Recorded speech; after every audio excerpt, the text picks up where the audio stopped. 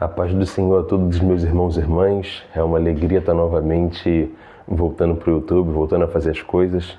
Eu sei que eu tenho ficado um pouco inconsistente, um pouco fugido do canal, mas aqui nós estamos de volta e eu resolvi fazer esse vídeo porque eu estava refletindo ao longo dessa semana com relação a algumas coisas que aconteceram. Com relação àqueles terremotos que aconteceram na Colômbia, aqueles maremotos que aconteceram lá próximo do Japão, os cataclismos que aconteceram ao redor do mundo, E Deus estava fazendo eu pensar a respeito de sinais. E de quantas vezes nós pedimos sinais para Deus, pedimos para Deus nos revelar coisas, trazer ao nosso coração o entendimento de como fazer alguma coisa, sendo que os sinais já nos cercam, eles são abundantes. E isso me lembrou na hora, enquanto eu refletia sobre isso, daquela parte da Bíblia onde os fariseus pediram para Jesus um sinal. Um sinal para que soubessem que ele era o Filho de Deus e que era ele que deveria ser crido. Só que Jesus falou que para eles não restaria nenhum sinal senão o do profeta Jonas. A história do profeta Jonas na Bíblia foi uma história bem característica, porque foi a história de um profeta que não teve que fazer sinal nenhum para que acreditassem nele. Ele ficou 3 dias na barriga de um peixe. E assim, o próprio Cristo teria que ficar 3 dias morto e depois ressuscitaria. Ou seja, a prova de que Jesus era o Cristo era a sua ressurreição. Mas muito antes disso, a gente vê que nas Escrituras os fariseus haviam visto outros milagres de Jesus. Então o que eles queriam na verdade?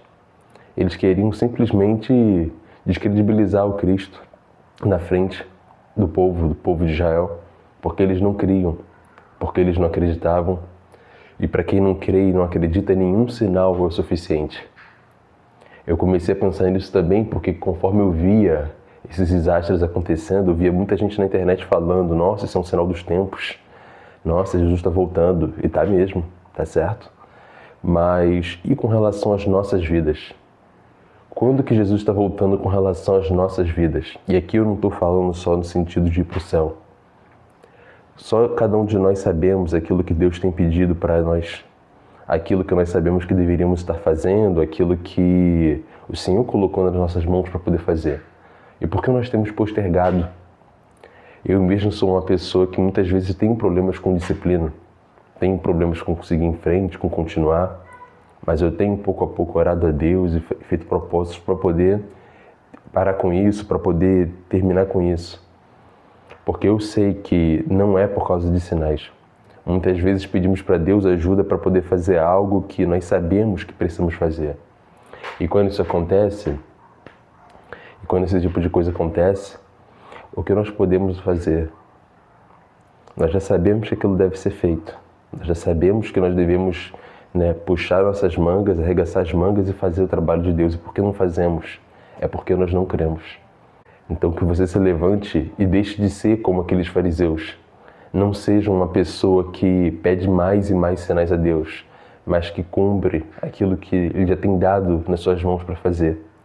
Seja servir e cuidar da sua família, da sua casa, seja servir a sua igreja local. Cada uma dessas coisas tem valor diante de Deus. E se Ele te colocou nesse local, nessa família, nessa comunidade para poder servir, sirva essa comunidade. Muitas vezes nós pedimos a Deus sinais e promessas e propósitos e tudo, e Deus não dá coisas a quem não faz nada. Deus não dá sinais àqueles que não estão dispostos a crer. Então creia, acredite e corra atrás de fazer aquilo que Deus mandou você fazer. Porque Ele é quem abençoa o seu caminho, Ele é quem vai cuidar de você em cada momento e é Ele que vai guardar você no meio das dificuldades. Amém? Eu quero agradecer a todos que assistiram esse vídeo. Eu sei que eu fiquei muito tempo sem poder fazer nada para o YouTube, mas agora eu estou de volta para a glória de Deus e vamos em frente. Deus abençoe a todos.